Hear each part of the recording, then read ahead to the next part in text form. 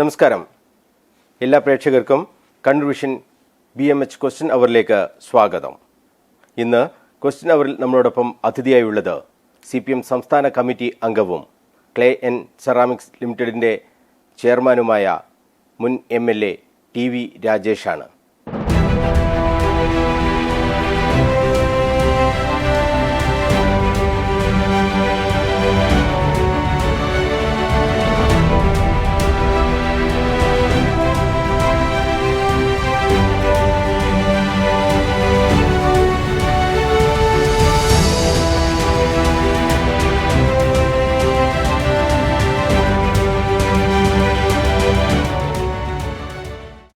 ലോക്സഭാ തെരഞ്ഞെടുപ്പിൽ MV Jayarajan മത്സരിച്ചപ്പോൾ CPM ജില്ലാ സെക്രട്ടറിയുടെ ചുമതല ആർക്ക് നൽകണം എന്ന കാര്യത്തിൽ CPMൽ അധികമൊന്നും ചർച്ച നടന്നില്ല. TV രാജേഷ് എന്ന ഒറ്റ പേരു മാത്രമായിരുന്നു പാർട്ടിക്ക് മുന്നിൽ. ലോക്സഭാ തെരഞ്ഞെടുപ്പിൽ പാർട്ടി സംവിധാനങ്ങളെ എണ്ണയിട്ട യന്ത്രം പോലെ ചലിപ്പിക്കാൻ ആ 2 മാസം കൊണ്ട് TV രാജേഷിന് സാധിക്കുകയും ചെയ്തു. CPM ജില്ലാ കമ്മിറ്റിക്ക് കീഴിൽ 3 ലോക്സഭാ മണ്ഡലങ്ങളാണുള്ളത്. ആ 3ഇടത്തും ജയിക്കുമെന്ന് പാർട്ടി ആത്മവിശ്വാസത്തോടുകൂടി പറയുന്നത് പാർട്ടി സംവിധാനങ്ങൾ ഇത്തവണ നന്നായി പ്രവർത്തിച്ചു എന്നതിൻ്റെ കൂടി അടിസ്ഥാനത്തിലാണ്. ക്വസ്റ്റ്യൻ അവറിൽ അടുത്ത 1 മണിക്കൂർ TV രാജേഷ് നമ്മളോടൊപ്പം ചേരുകയാണ്. ലോക്സഭാ തെരഞ്ഞെടുപ്പിൽ പാർട്ടിയെ ജില്ലയിൽ നയിക്കാൻ കിട്ടിയ അവസരം നന്ദി ചെറുപ്പത്തിൽ തന്നെ CPMൻ്റെ ജില്ലാ സെക്രട്ടറി സ്ഥാനം എന്ന് പറയുന്നത്, കണ്ണൂർ ജില്ലാ സെക്രട്ടറി സ്ഥാനം എന്ന് പറയുന്നത് പാർട്ടി പ്രവർത്തകരെ സംബന്ധിച്ചിടത്തോളം ഏറ്റവും പ്രധാനപ്പെട്ട നിർണായകമായ ഒരു സ്ഥാനമാണ്. ആ സ്ഥാനത്ത് നന്ദി ചെറുപ്പത്തിൽ തന്നെ 2 മാസത്തെ കാണെങ്കിൽ പോലും ഇരിക്കാൻ പറ്റി എന്നുള്ളതാണ് TV രാജേഷിനെ സംബന്ധിച്ചിടത്തോളം ഏറ്റവും നിർണായകമാകുന്നത്. ആ അനുഭവമൊക്കെ അദ്ദേഹം നമ്മളുമായി പങ്കുവയ്ക്കും. ഒരിക്കൽ കൂടി എല്ലാ പ്രേക്ഷകർക്കും സ്വാഗതം ശ്രീ TV രാജേഷ്. ഈ ഞാൻ സൂചിപ്പിച്ചതുപോലെ ഈ പാർട്ടി സെക്രട്ടറിയുടെ ആ ചുമതലയുടെ ആ ഒരു അനുഭവം എങ്ങനെയായിരുന്നു? അല്ല, അതിപ്പോൾ ഞങ്ങൾ 3 പതിറ്റാണ്ടായിട്ട് പാർട്ടിയിൽ സജീവമായിട്ടുണ്ട്. പ്രത്യേകിച്ചും വിദ്യാർത്ഥി സംഘടനയിലൂടെ വന്നു. വിദ്യാർത്ഥി സംഘടനയുടെ സംസ്ഥാന നേതൃത്വത്തിൽ പ്രവർത്തിച്ചു. പിന്നീട് DYFIയുടെ ജില്ലാ കമ്മിറ്റിയിലും തുടർന്ന് സ്റ്റേറ്റ് കമ്മിറ്റിയിലും സ്റ്റേറ്റ് സെക്രട്ടറിയായും പ്രസിഡൻ്റായും പ്രവർത്തിച്ച അനുഭവമുണ്ട്. പാർട്ടി രംഗത്ത് വളരെ ചെറുപ്പം മുതൽ സജീവമാണ്. പാർട്ടി ഏൽപ്പിക്കുന്ന ഏതൊരു ഉത്തരവാദിത്വവും എൻ്റെ കഴിവിൻ്റെ പരമാവധി ചെയ്യാൻ പരിശ്രമിക്കുന്ന ഒരു പാർട്ടി പ്രവർത്തകനാണ് ഞാൻ. തീർച്ചയായിട്ടും കണ്ണൂരിനെ സംബന്ധിച്ചിടത്തോളം, കേരളത്തിലെയും ഇന്ത്യയിലെയും CPIMനെ സംബന്ധിച്ചിടത്തോളം വളരെ നിർണായകമായ ഒരു തെരഞ്ഞെടുപ്പാണിത്. അത് ഒന്ന് രാജ്യത്തെ സംബന്ധിച്ചിടത്തോളം വളരെ നിർണായകമാണ്. പാർട്ടിയെ സംബന്ധിച്ചിടത്തോളം ഇന്നത്തെ സാഹചര്യത്തിൽ ഇടതുപക്ഷത്തിൻ്റെ പ്രാതിനിധ്യം ലോക്സഭയിൽ വർദ്ധിപ്പിക്കേണ്ടതിൻ്റെ ആവശ്യകത വളരെയേറെ വന്നിരിക്കുന്ന ഒരു പശ്ചാത്തലത്തിലായിരുന്നു ഈ തെരഞ്ഞെടുപ്പ്. തീർച്ചയായിട്ടും കണ്ണൂർ മണ്ഡലത്തിൽ, അതോടൊപ്പം തന്നെ കണ്ണൂർ ജില്ലയിൽ വരുന്ന തലശ്ശേരി, കൂത്തുറ മണ്ഡലങ്ങൾ ഉൾക്കൊള്ളുന്ന വടകര, കണ്ണൂർ ജില്ലയുടെ വടക്കൻ മേഖലയായിട്ടുള്ള പയ്യന്നൂരും കല്യാശ്ശേരിയും ഉൾക്കൊള്ളുന്ന കാസർഗോഡ് മണ്ഡലം, ഈ 3 മണ്ഡലവും തിരിച്ചു പിടിക്കുക എന്നുള്ളത് തന്നെയാണ് പാർട്ടിയുടെ മുന്നിലുണ്ടായിരുന്ന ഏറ്റവും പ്രധാനപ്പെട്ട ഒരു ഉത്തരവാദിത്വം. ആ ഉത്തരവാദിത്വം നിറവേറ്റുന്നതിന് വേണ്ടി ഞാൻ ഉൾപ്പെടെയുള്ള ഈ ജില്ലയിലെ പാർട്ടി പ്രവർത്തകർ വളരെ സജീവമായിട്ട് പ്രവർത്തിച്ചിട്ടുണ്ട്. തീർച്ചയായിട്ടും ഈ തെരഞ്ഞെടുപ്പിൽ ഒരു മികച്ച വിജയം കൈവരിക്കാൻ കഴിയും. കണ്ണൂർ ജില്ലയിലെ കണ്ണൂർ ജില്ലയിൽ വരുന്ന 3 ലോക്സഭാ മണ്ഡലങ്ങളിലും ജയിക്കാൻ കഴിയും എന്ന ആത്മവിശ്വാസമാണ് ഞങ്ങൾക്കുള്ളത്. ഈ പാർട്ടി അതിനുശേഷം ഈ കാര്യങ്ങൾ, കണക്കുകളൊക്കെ വിലയിരുത്തിയിട്ടുണ്ടാകുമല്ലോ. ഇപ്പോൾ കണ്ണൂരിൻ്റെ കാര്യം എടുത്താൽ, കണ്ണൂരിൽ ഏറ്റവും നിർണായകമായ ഒരു പോരാട്ടം, അത് KPCC പ്രസിഡന്റിനെ ആണ് MV ജയരാജൻ നേരിടുന്നത്. അപ്പോൾ അവിടുത്തെ ആ വിജയം എന്നുള്ളത് ഏറെ നിർണായകമാണ്. കണ്ണൂരിൻ്റെ ഒരു സാധ്യത നമുക്ക് ആദ്യം പരിശോധിച്ചാൽ എങ്ങനെയാണ് നിങ്ങൾ വിലയിരുത്തിയിട്ടുള്ളത്? ഉറപ്പായും ജയിക്കാൻ കഴിയുന്ന ഒരു സീറ്റ് എന്ന നിലയിൽ തന്നെയാണോ ഈ അവസാന ഘട്ടത്തിലും കണ്ണൂരുള്ളത്? അല്ല, കണ്ണൂരിനെ സംബന്ധിച്ചിടത്തോളം 3 കാര്യങ്ങൾ. അതിലൊന്ന് പ്രധാനമായിട്ടും ദേശീയ രാഷ്ട്രീയ സാഹചര്യമാണ്.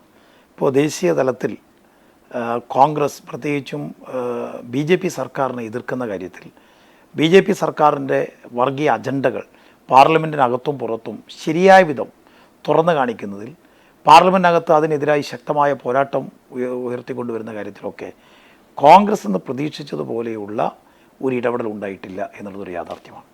പ്രത്യേകിച്ചും പലപ്പോഴും ദേശീയ തലത്തിൽ BJPക്കെതിരെ ശക്തമായ നിലപാട് സ്വീകരിക്കാൻ പല നിർണായക ഘട്ടങ്ങളിലും അമാന്തിച്ച് നിൽക്കുന്നൊരു കോൺഗ്രസിനെയാണ് നമ്മൾ കണ്ടത്. കേരളത്തിൽ നമുക്കറിയാം കോൺഗ്രസ് പ്രതിഷേധിക്കുന്നുണ്ട്. പലപ്പോഴും ദേശീയ വിഷയങ്ങളിൽ അവരുടെ പ്രതിഷേധം കേരളത്തിൽ കാസർഗോഡ് മുതൽ തിരുവനന്തപുരം വരെയായി ചുരുങ്ങിപ്പോകുന്നു എന്നുള്ളതാണ് ഞങ്ങളുടെ വിമർശനം. ഇപ്പോൾ ജമ്മു ആൻഡ് കാശ്മീരിൻ്റെ വിഷയത്തിൽ, അതുപോലെ തന്നെ പൗരത്വ നിയമ ഭേദഗതിയുടെ വിഷയത്തിൽ, പിന്നീട് ചട്ടം ഇറക്കിക്കൊണ്ടുള്ള വിജ്ഞാപനം വന്നപ്പോഴുണ്ടായ ആ ഒരു സന്ദർഭം, മുത്തലാഖ് ബില്ലിൻ്റെ സന്ദർഭം, NIA UAPA ഭേദഗതി വിഷയത്തിലൊക്കെ കോൺഗ്രസിൽ നിന്ന് പ്രതീക്ഷിക്കുന്ന തരത്തിലുള്ള ഒരു പ്രതികരണം നമ്മുടെ രാജ്യത്തുണ്ടായിട്ടില്ല. പ്രത്യേകിച്ചും നമുക്കറിയാം കേരളത്തിലല്ലാതെ ഇപ്പോൾ CAA ബന്ധപ്പെട്ട് ചട്ടം കേന്ദ്ര സർക്കാർ പുറത്തിറക്കി.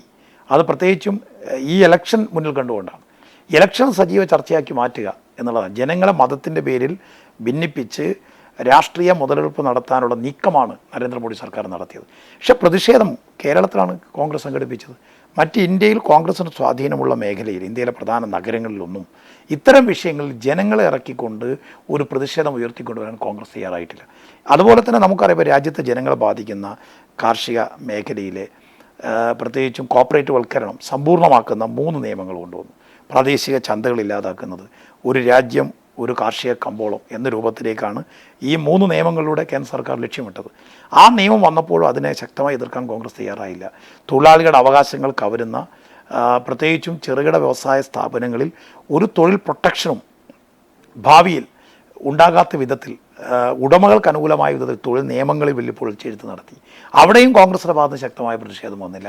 അപ്പോൾ ഇത്തരത്തിൽ ജനങ്ങളെ ബാധിക്കുന്ന വിഷയങ്ങളിൽ, രാജ്യത്തിൻ്റെ ഭരണഘടനയ്ക്കെതിരായ നീക്കങ്ങളിൽ ജനങ്ങളെ വലിയ തോതിൽ നമ്മുടെ രാജ്യത്ത് അരക്ഷിതാവസ്ഥയിലേക്ക് തള്ളിവിടുന്ന പലതരത്തിലുള്ള ജനാധിപത്യ വിരുദ്ധമായ, ഭരണഘടനാ വിരുദ്ധമായ, രാജ്യ താൽപ്പര്യങ്ങൾക്ക് വിരുദ്ധമായ നിയമനിർമ്മാണങ്ങളൊക്കെ കോൺഗ്രസ് എടുത്ത ചില നിലപാടുകളുണ്ട്. ആ നിലപാടുകൾ സ്വാഭാവികമായും ഈ തെരഞ്ഞെടുപ്പിൽ പ്രതിഫലിക്കുമെന്നാണ് ഞങ്ങൾ കാണുന്നത്. മറ്റൊരു പ്രധാന വിഷയം, കേരളത്തിൽ നിന്ന് കഴിഞ്ഞ തെരഞ്ഞെടുപ്പിൽ വിജയിച്ച MP മാർ, അതിൽ ആരിഫ് ഒഴികെ ബാക്കിയെല്ലാം UDF ആയിരുന്നു. പിന്നീട് കേരള കോൺഗ്രസ് LDFിൻ്റെ ഭാഗമായി വന്നപ്പോൾ കോട്ടയം MP കൂടി LDFിൻ്റെ ഭാഗമായി. 18 പേർ കേരളത്തിൽ ലോക്സഭാ MP മാരുടെ UDFകാരാണ്.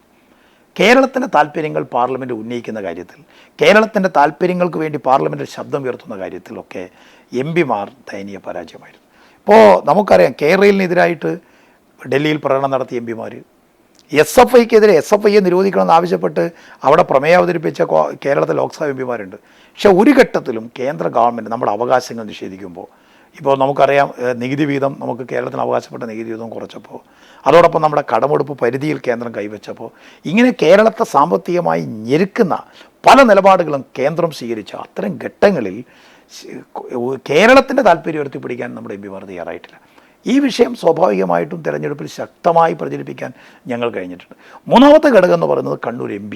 അദ്ദേഹം 2009 മുതൽ 2014 വരെ കണ്ണൂർ MP ആയിരുന്നു. അദ്ദേഹം ഇത് 2ാമത്തെ തവണയാണ് ഈ 2019 വീണ്ടും MP ആയത്. ഇത് മത്സരിക്കുന്നത് അദ്ദേഹം 4ാമത്തെ തവണയാണ്.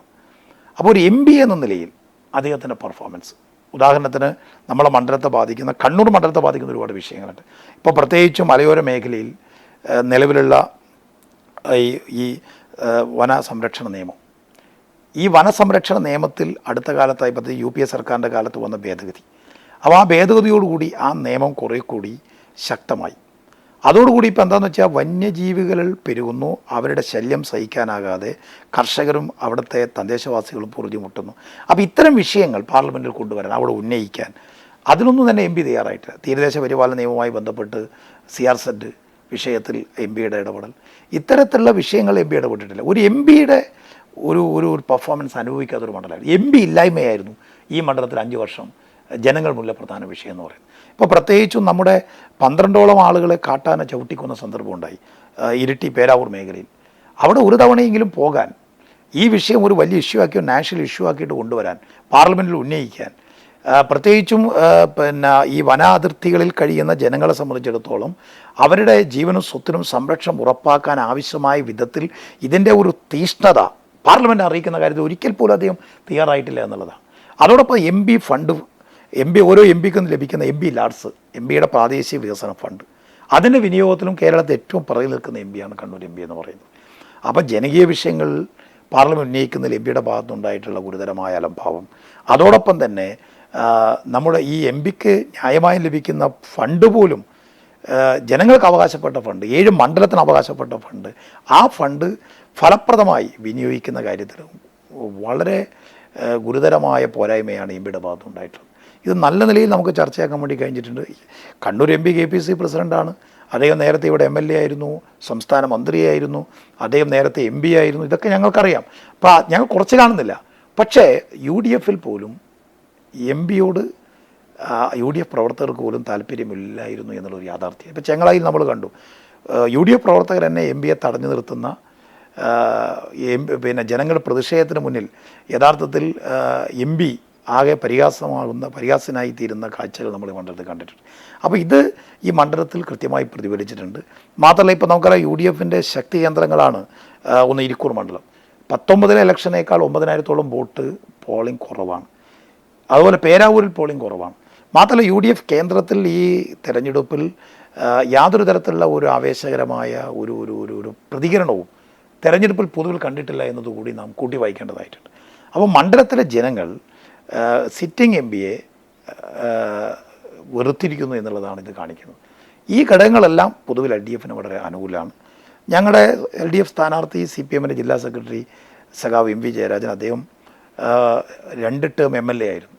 അപ്പോൾ നമുക്കറിയാം ഇപ്പോൾ ജനസമ്പർക്ക പരിപാടി, അപ്പോൾ ജനങ്ങളിലേക്ക് ഇറങ്ങി ചെല്ലുക, അറിഞ്ഞിടപെടുക എന്ന ഒരു കാഴ്ചപ്പാടോടുകൂടി ഈ ജനസമ്പർക്ക പരിപാടി ആദ്യമായി ആവിഷ്കരിച്ചത് അദ്ദേഹം എടക്കാട് MLA ആയിരുന്ന ഘട്ടത്തിലാണ്. അപ്പോൾ ഒരു ജനപ്രതിനിധി എന്ന നിലയിൽ അദ്ദേഹത്തിൻ്റെ പെർഫോമൻസ് തീർച്ചയായിട്ടും നമ്മുടെ നിയമസഭാ ചരിത്രത്തിലെ ഒരു ഒരു ഒരു ഒരു ഒരു മറ്റ് MLA-മാർക്കെല്ലാം ഒരു നല്ല പാഠമാണ്. എങ്ങനെയായിരിക്കണം ഒരു ജനപ്രതിനിധി എന്നതിന് ഏറ്റവും മികച്ച ഒരു ഉദാഹരണമായി ചൂണ്ടിക്കാണിക്കാൻ കഴിയുന്ന ഒരു മികച്ച പെർഫോമൻസ് ആയിരുന്നു അത് MLA ആയിരുന്നപ്പോൾ ഉണ്ടായിരുന്നു. അത് മണ്ഡലത്തിലെ ജനങ്ങളുടെ വിഷയത്തിൽ ഇടപെടുന്ന കാര്യത്തിലായാലും വികസന പ്രശ്നങ്ങളിലുള്ള ഇടപെടലായാലും അതോടൊപ്പം തന്നെ നിയമനിർമ്മാണ വേളയിൽ ഒരു MLA എന്ന നിലയിൽ ഓരോ നിയമവും കൃത്യമായി പഠിച്ച് അതിൽ ഭേദഗതി നിർദ്ദേശിക്കുന്ന കാര്യത്തിലുമൊക്കെ വളരെ സക്രിയനായ ഒരു ജനപ്രതിനിധിയായിരുന്നു അദ്ദേഹം. അപ്പോൾ തീർച്ചയായിട്ടും ഈ തെരഞ്ഞെടുപ്പിൽ ഞാൻ നേരത്തെ പറഞ്ഞ ഘടകങ്ങളും MP ഇല്ലായ്മയും സ്ഥാനാർത്ഥി എന്ന നിലയിൽ നമ്മുടെ സ്ഥാനാർത്ഥിയുടെ മികവും ഒക്കെ ചേരുമ്പോൾ കണ്ണൂർ മണ്ഡലം 2014 ശ്രീമതി ടീച്ചർ ജയിച്ചതിനേക്കാൾ മികച്ച ഭൂരിപക്ഷത്തിന് വിജയിക്കാൻ കഴിയും എന്നാണ് ഞങ്ങളുടെ കണക്കൂട്ടൽ. ഇരിക്കൂറും പേരാവൂരും പോളിംഗ് ശതമാനം കുറഞ്ഞു. സമാനമായ രീതിയിൽ CPM-ന് ശക്തി കേന്ദ്രങ്ങളായ കഴിഞ്ഞ തവണ 60,000-ഓളം നിയമസഭയിലൊക്കെ 60,000-ഓളം വോട്ട് ലീഡ് ലഭിച്ച മട്ടന്നൂർ ഉൾപ്പെടെ അവിടെയും പോളിംഗ് ശതമാനത്തിൽ കുറവുണ്ട്. ഏതാണ്ട് ഒരു 6% കുറവുണ്ട്. അപ്പോൾ മൊത്തത്തിലുള്ള ആ കുറവ് ആരെയാണ് ബാധിക്കാൻ പോകുന്നത്? അല്ല, ഞങ്ങളെ സംബന്ധിച്ചിടത്തോളം ഞങ്ങളുടെ വോട്ടുകൾ കൃത്യമായി പോൾ ചെയ്യിപ്പിക്കാൻ ഞങ്ങൾ കഴിഞ്ഞിട്ടുണ്ട്. അതിൽ നിങ്ങൾക്കെല്ലാവർക്കും അറിയാം, പൊതുവിൽ തെരഞ്ഞെടുപ്പിനെ രംഗത്ത് സജീവമായിരുന്ന മാധ്യമപ്രവർത്തകർക്ക് എല്ലാവർക്കും കാര്യങ്ങൾ അറിയാം. അപ്പോൾ ആ കാര്യത്തിൽ ഞങ്ങളുടെ വോട്ടേ ഒരു കുറവ് വന്നിട്ടില്ല. ഞാൻ നേരത്തെ തന്നെ പറഞ്ഞു, ഈ തെരഞ്ഞെടുപ്പിൻ്റെ ആദ്യഘട്ടം മുതൽ പ്രത്യേകിച്ചും സ്ഥാനാർത്ഥി പ്രഖ്യാപനം മുതൽ UDF കേന്ദ്രങ്ങളിൽ വളരെ നിശബ്ദമായിരുന്നു എന്നുള്ളതാണ്. തീർച്ചയായിട്ടും അവരുടെ ആ ഒരു പ്രവർത്തനമില്ലായ്മ അവരുടെ പല കേന്ദ്രങ്ങളിലും അവരുടെ വോട്ടിംഗ് പെർസെൻറ്റേജിനെ പ്രതികൂലമായി ബാധിച്ചിട്ടുണ്ട്. മുസ്ലിം ലീഗ് നിഷ്ക്രിയമായിരുന്നു ഈ തെരഞ്ഞെടുപ്പിൽ. അല്ല, പൊതുവിൽ കോൺഗ്രസിൻ്റെ ഭാഗത്തുനിന്ന് സജീവത ഉണ്ടായിരുന്നില്ല. UDF എന്ന നിലയിൽ ഈ തെരഞ്ഞെടുപ്പിൽ അവരുടെ പല കേന്ദ്രങ്ങളിലും അവർ നിഷ്ക്രിയമായിരുന്നു എന്നുള്ളതൊരു യാഥാർത്ഥ്യമാണ്. എന്നാൽ തെരഞ്ഞെടുപ്പിൽ അത്രത്തോളം പ്രതിഫലിച്ചിട്ടുണ്ടെന്നുള്ളതൊക്കെ നമുക്ക് റിസൾട്ട് വന്നാലേ പറയാൻ കഴിയും. പൊതുവിൽ പ്രവർത്തകർ എനിക്ക് തോന്നുന്നത് വേണ്ടത്ര സജീവമായിരുന്നില്ല. മുൻകാല തെരഞ്ഞെടുപ്പിനെ അപേക്ഷിച്ച് കണ്ണൂരിൽ UDF-ൻ്റെ പല പ്രധാന കേന്ദ്രങ്ങളിലും അവരുടെ പ്രവർത്തനം മുൻകാല തെരഞ്ഞെടുപ്പിനെ അപേക്ഷിച്ച് വളരെ മോശമായി. എന്തായാലും ഫലം എതിരാണെങ്കിൽ കോൺഗ്രസിൽ വലിയൊരു പൊട്ടിത്തെറിയിലേക്ക് തന്നെ കാര്യങ്ങളെത്തും. അല്ല, അതിലെനിക്ക് തോന്നുന്നൊരു കാര്യം എന്ന് വെച്ചാൽ ഒരു ജനപ്രതിനിധി എന്ന നിലയിൽ പുറത്ത് പറയുന്നില്ലെങ്കിലും പലപ്പോഴും രഹസ്യ സംഭാഷണങ്ങളിലായാലും അവരുടെ വേദികളിലായാലും MP-യുടെ പ്രവർത്തനത്തെ സംബന്ധിച്ച് അവർക്കും ശക്തമായ വിമർശനമുണ്ടായിരുന്നു എന്നുള്ളതാണ് ഞങ്ങൾ മനസ്സിലാക്കുന്നത്. പിന്നെ കോൺഗ്രസിൻ്റെ സംഘടനാ പ്രതിസന്ധിയുടെ കൂടി ഭാഗമായിട്ടായിരിക്കാം അദ്ദേഹം വീണ്ടും സ്ഥാനാർത്ഥിയായത് എന്നാണ് കരുതുന്നത്. ഈ K. സുധാകരനെ തോൽപ്പിച്ച് KPCC പ്രസിഡന്റ് സ്ഥാനത്ത് നിന്നും മാറ്റുക എന്ന ഒരു ഗ്രൂപ്പ് രാഷ്ട്രീയം കൂടി അവിടെ ഉണ്ടെന്ന് ചിലപ്പോൾ അങ്ങനെയായിരിക്കാം. കാരണം പ്രത്യേകിച്ചും അദ്ദേഹത്തിൻ്റെ പെർഫോമൻസ് സംബന്ധിച്ച് അവർക്കും അറിയാവുന്നതാണല്ലോ. അപ്പോൾ വീണ്ടും അദ്ദേഹത്തെ സ്ഥാനാർത്ഥിയായി അടിച്ചേൽപ്പിക്കുന്നതിനെതിരെ കോൺഗ്രസിനകത്തും പൊതുവിൽ UDF-നകത്തും ആളുകൾക്ക് വേണ്ടത്ര ഒരു സ്വീകാര്യത ഉണ്ടായിട്ടില്ല. അവർ പൊതുവിൽ ഈ സ്ഥാനാർത്ഥിത അടിച്ചേൽപ്പിച്ചതിൽ അവർക്ക് ഉള്ളിൽ പ്രതിഷേധമുണ്ടായിരുന്നു എന്നതിൻ്റെ ഒരു ഒരു ഒരു റിഫ്ലക്ഷനായിട്ടാണ് ഞാൻ ഈ മേഖലകളിലെ ഒരു സജീവതയില്ലായ്മയെ കാണുന്നത്. ഈ നമ്മൾ കാസർഗോഡേക്ക് പോവുകയാണെങ്കിൽ കാസർഗോഡ് കഴിഞ്ഞ ഏതാണ്ട് ഒരു 3-3.5 പതിറ്റാണ്ടായി ഏത് തരംഗം വന്നാലും LDF-നൊപ്പം ഉറച്ചു നിൽക്കുന്ന ഒരു മണ്ഡലമായിരുന്നു കാസർഗോഡ്. അവിടുത്തെ ഏതാണ്ട് 5 സീറ്റും LDF-ന്റെ കൈകളിലുള്ള മണ്ഡലം. അവിടെ കഴിഞ്ഞ തവണ 40,000-ഓളം വോട്ടിന്, അതും KP സതീഷ് ചന്ദ്രനെ പോലുള്ള ഒരു ജനകീയ നേതാവ് പരാജയപ്പെടുന്നു. കഴിഞ്ഞ തവണ കാസർഗോഡ് എന്താണ് സംഭവിച്ചത്? ഇപ്പോൾ CPM-ന്റെ വോട്ടിൽ നിന്ന് വലിയ തോതിലുള്ളൊരു ചോർച്ച അവിടെ ഉണ്ടായിട്ടില്ലേ? അല്ല, അതിലിപ്പോൾ നമുക്കറിയാം, കഴിഞ്ഞ തിരഞ്ഞെടുപ്പിൽ പൊതുവിൽ LDF-ന്റെ വോട്ട് ഷെയറിൽ വലിയ ഇടിവ് വന്നിട്ടുണ്ട്. അത് ഏതെങ്കിലും ഒരു മണ്ഡലത്തിൽ മാത്രമല്ല, കേരളത്തിലുടനീളം ഉണ്ടായ ഒരു പ്രതിഭാസമാണ്. അതിൻ്റെ പ്രധാന കാരണം പ്രത്യേകിച്ചും കഴിഞ്ഞ തെരഞ്ഞെടുപ്പിൽ ഇപ്പോൾ ഈ ലോക്സഭ തെരഞ്ഞെടുപ്പിന് തൊട്ട് മുമ്പ് നടന്ന നിയമസഭാ തെരഞ്ഞെടുപ്പുകളുണ്ട്. അതിൽ മധ്യപ്രദേശ്, രാജസ്ഥാൻ, ഛത്തീസ്ഗഡ് ഈ സ്റ്റേറ്റുകളിൽ കോൺഗ്രസ് അധികാരം തിരിച്ചു പിടിച്ചു. പ്രത്യേകിച്ച് ഉത്തരേന്ത്യയുടെ ഹൃദയഭൂമിയിൽ രാജസ്ഥാനിലും മധ്യപ്രദേശിലും ഉണ്ടായിട്ടുള്ള കോൺഗ്രസിൻ്റെ വിജയം, അത് കോൺഗ്രസ് ദേശീയ തലത്തിൽ തിരിച്ചു വരാൻ പോകുന്നു എന്നൊരു പ്രതീതി സൃഷ്ടിച്ചിട്ടുണ്ട്. പിന്നെ രാഹുൽ ഗാന്ധിയുടെ സ്ഥാനാർത്ഥിത്വം, രാഹുൽ ഗാന്ധി പ്രധാനമന്ത്രിയാകാൻ പോകുന്നു എന്ന പ്രചണ്ഡമായ പ്രചരണം, അതിൽ കേരളത്തിലെ മാധ്യമങ്ങൾ കൊടുത്തൊരു പ്രാധാന്യം, അതോടൊപ്പം തന്നെ ശബരിമല വിഷയത്തിൽ ജനങ്ങളെ തെറ്റിദ്ധരിപ്പിക്കാൻ വേണ്ടി നടത്തിയിട്ടുള്ള ശ്രമം, അതിൽ UDF-ഉം BJP ഒരുപോലെ വലിയ തോതിൽ മുതലെടുക്കാനുള്ള ശ്രമം നടത്തിയിട്ടുണ്ട്. അവരുണ്ടാക്കിയിട്ടുള്ള പ്രചരണത്തിൽ ചിലരെങ്കിലും കുടുങ്ങിപ്പോയിട്ടുണ്ട്. അപ്പോൾ അത്തരമൊരു സാഹചര്യമായിരുന്നു കഴിഞ്ഞ തവണ ഉണ്ടായത്. എന്നാൽ ആ സ്ഥിതി ഇന്നില്ല.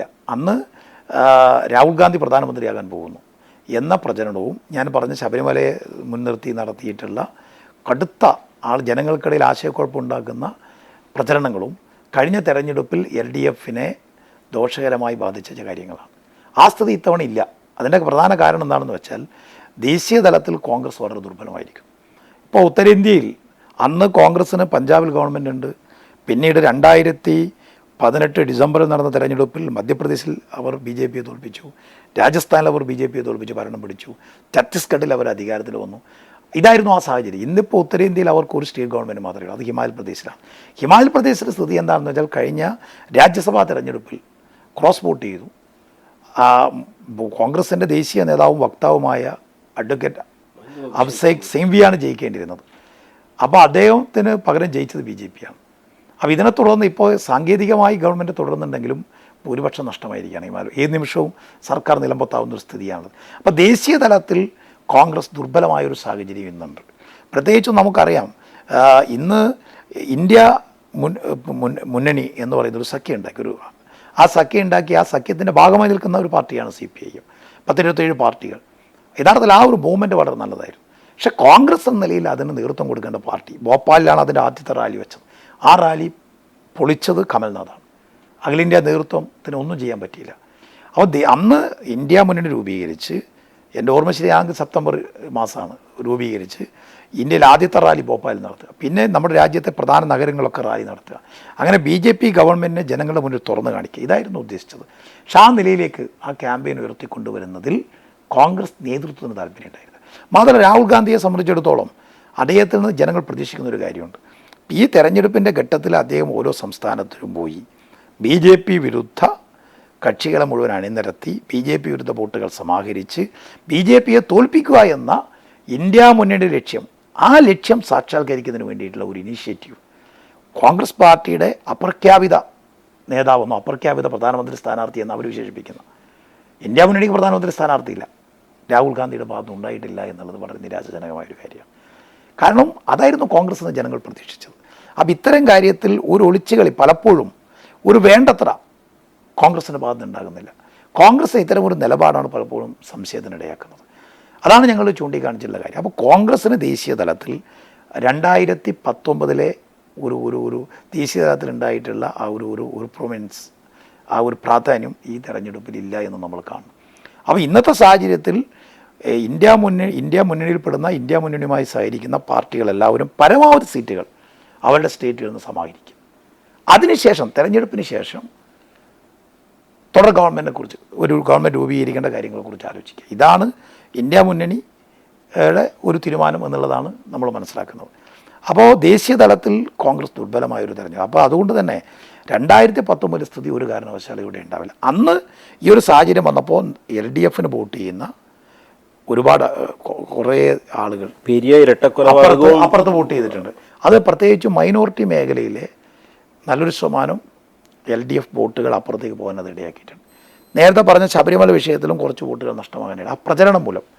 തെറ്റായ പ്രചരണത്തിൽ കുറേ ആൾ കുടുങ്ങിപ്പോയിട്ടുണ്ട്. പിന്നെ നിങ്ങൾ പറഞ്ഞ ചില വിഷയങ്ങളും അവിടെ സ്വാധീനിച്ചിട്ടുണ്ട്.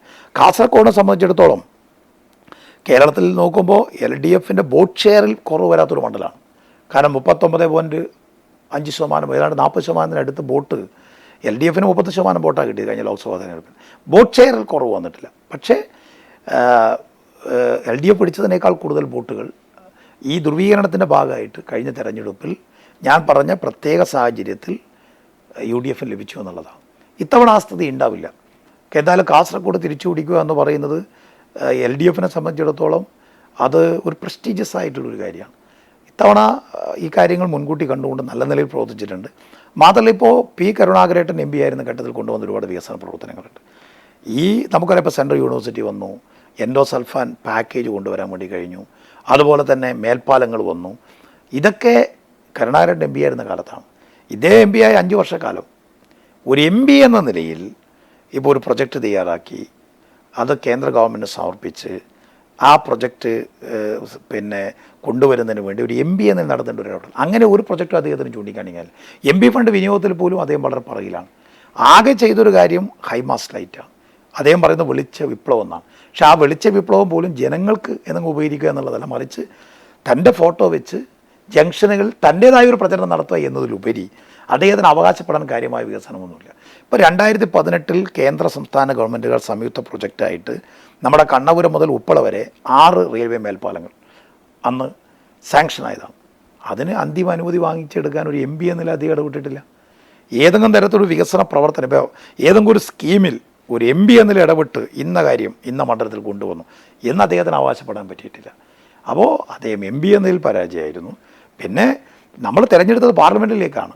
പാർലമെൻറ്റിൽ വിഷയങ്ങൾ അവതരിപ്പിക്കുക. അദ്ദേഹം TV ചർച്ചയിൽ സജീവമായിരുന്നു, പക്ഷേ പാർലമെൻറ്റിൽ സജീവമായിരുന്നില്ല. ഇതൊക്കെ നല്ല നിലയിൽ തന്നെ ജനങ്ങൾക്കിടയിൽ ഞങ്ങൾക്ക് പ്രചരിപ്പിക്കാൻ വേണ്ടി കഴിഞ്ഞിട്ടുണ്ട്. പിന്നെ കഴിഞ്ഞ തെരഞ്ഞെടുപ്പിൽ ജനങ്ങൾക്ക് കുറച്ച് ആളുകൾക്ക് തെറ്റുപറ്റി എന്ന് അവർക്ക് ബോധ്യമായിട്ടുണ്ട്. തീർച്ചയായിട്ടും ആ കഴിഞ്ഞ തെരഞ്ഞെടുപ്പിൽ പാർട്ടി വോട്ടാണ് നമുക്ക് നഷ്ടമായത്. എന്നാൽ പല ഘട്ടങ്ങളിൽ LDFന് വോട്ട് ചെയ്യുന്ന കുറച്ച് ആളുകളുടെ വോട്ടുകൾ UDFന് പോയിട്ടുണ്ട്. അത് ഇത്തവണ ഞങ്ങൾക്ക് തിരിച്ചു പിടിക്കാൻ കഴിയും. അതോടൊപ്പം തന്നെ പുതിയ വോട്ടർമാരിലും ഗണ്യമായ വോട്ട് LDFന് അനുകൂലമായി മാറും. ഇത്തവണ ബാലകൃഷ്ണൻ മാസ്റ്റർക്ക് നല്ലൊരു മാർജിൻ ജയിക്കാൻ കഴിയും എന്ന് തന്നെയാണ് ഞാൻ കാണുന്നത്. മാത്രമല്ല ഈ UDF സ്ഥാനാർത്ഥിയെ സംബന്ധിച്ച് അവരുടെ പാർട്ടിയിൽ തന്നെ വലിയ തർക്കമാണ്. തെരഞ്ഞെടുപ്പ് മുമ്പ് തന്നെ തർക്കം രൂക്ഷമായിരുന്നു. ഇദ്ദേഹത്തിനെതിരെ DCC ആഫീസിൽ കോൺഗ്രസ് നേതാക്കന്മാർ പോയി കുത്തിയിരിക്കുകയും സമരം നടത്തുകയും ചെയ്തൊക്കെ അനുഭവം ഉണ്ടായിരുന്നു, DCCയുടെ തലമുതിർന്ന നേതാക്കന്മാരൊക്കെ. ഇപ്പോൾ അതൊക്കെ കുറച്ചുകൂടി പുറത്തു വരാൻ തുടങ്ങിയിരിക്കും. ഇപ്പോൾ പൊട്ടലും ചീറ്റലും വന്നിരിക്കുകയാണ്. ഈ തെരഞ്ഞെടുപ്പിൻ്റെ റിസൾട്ട് വരുന്നതോടുകൂടി അവിടെ അടിയോടടിയായിരിക്കും, അതായത് യാതൊരു സംശയമില്ല. ഇപ്പോൾ കഴിഞ്ഞ തെരഞ്ഞെടുപ്പിൽ നിയമസഭാ തെരഞ്ഞെടുപ്പിൽ ഉദുമ മണ്ഡലത്തിലെ സ്ഥാനാർത്ഥിയായിരുന്ന ബാലകൃഷ്ണൻ പെരിയ പരസ്യയുടെ അദ്ദേഹത്തിന് രംഗത്ത് വന്നിരിക്കുകയാണ്. അപ്പോൾ അദ്ദേഹം പത്രസമ്മേളനം നടന്നു പറഞ്ഞപ്പോൾ മേലെ ഇടപെട്ട് തൽക്കാലം പത്രസമ്മേളനം നിർത്തിവെച്ചെങ്കിലും ഒരു പടി കടന്ന് അദ്ദേഹം തൻ്റെ സ്വതസിദ്ധമായ ശൈലി പുറത്തെടുത്തു, കാസർഗോഡ് MP. അപ്പോൾ നമുക്കറിയാലോ അദ്ദേഹത്തിൻ്റെ രീതി എന്താണെന്നുള്ളത്. അപ്പോൾ അയാൾ തിരിച്ചു പറഞ്ഞിട്ടുണ്ട്, എന്തായാലും ഈ തെരഞ്ഞെടുപ്പിൽ 4-ാം തീയതി വൈകുന്നേരത്തോടുകൂടി റിസൾട്ട് വരും. അത് UDFൽ പ്രത്യേകിച്ച് കോൺഗ്രസിനെ സംബന്ധിച്ചിടത്തോളം കാസർഗോഡ് ആ കോൺഗ്രസിൽ വലിയൊരു എന്താ പറയുക, അതിനകത്തുള്ള അഭിപ്രായ വ്യത്യാസം മൂർജിക്കാൻ വലിയ തോതിൽ അഭിപ്രായ വ്യത്യാസം രൂക്ഷമാകാൻ ഇടയാകും എന്നുള്ള കാര്യത്തിൽ യാതൊരു സംശയമില്ല. കാസർഗോഡ് എന്തായാലും ഇത്തവണ സീറ്റ് തിരിച്ചു പിടിക്കാൻ കഴിയുമെന്ന് തന്നെയാണ് ഞങ്ങൾ കണക്കാക്കുന്നത്. ഞങ്ങളുടെ തെരഞ്ഞെടുപ്പിന് ശേഷമുള്ള ഞങ്ങളുടെ വിലയിരുത്തൽ തീർച്ചയായിട്ടും ഞങ്ങൾക്ക് അനുകൂലമായിട്ടുള്ള ഒരു വിധിയെഴുത്തായിരിക്കും എന്നുള്ളതാണ്. ഈ കാസർകോട്ടെ വിജയത്തിൽ ഏറ്റവും നിർണായകമാകാൻ പോകുന്നത് കല്യാശ്ശേരി, പയ്യന്നൂർ ഈ 2 നിയമസഭാ മണ്ഡലങ്ങളിൽ കഴിഞ്ഞ തവണ ഉണ്ടായ വോട്ടിൻ്റെ ഒരു കുറവ് അത് ഏറെ നിർണായകമായിരുന്നു. ഇത്തവണ ഈ 2 മണ്ഡലങ്ങളിൽ നിന്ന് LDF 2 മണ്ഡലങ്ങളിൽ നിന്നും കൂടി ഒരു 70,000-ഓളം വോട്ട് അല്ലെങ്കിൽ ഒരു 60,000 വോട്ടെങ്കിലും പ്രതീക്ഷിക്കുന്നുണ്ടോ? അല്ല, ആദ്യം പറഞ്ഞതില്ലെങ്കിൽ രണ്ടാമത് പറഞ്ഞ വോട്ടിൽ ഞങ്ങൾ കൂടുതൽ പ്രതീക്ഷിക്കുന്നുണ്ട്. കാരണം കഴിഞ്ഞ തെരഞ്ഞെടുപ്പിൽ പയ്യന്നൂർ 26,000 വോട്ട് നമ്മൾ ലീഡ് ചെയ്തു. കല്യാശ്ശേരിയിൽ 13,600 വോട്ടാണ് നമ്മൾ ലീഡ് ചെയ്തത് ആ പ്രതികൂല സാഹചര്യത്തിൽ. ഇന്ന് ആ ഒരു സാഹചര്യമില്ല.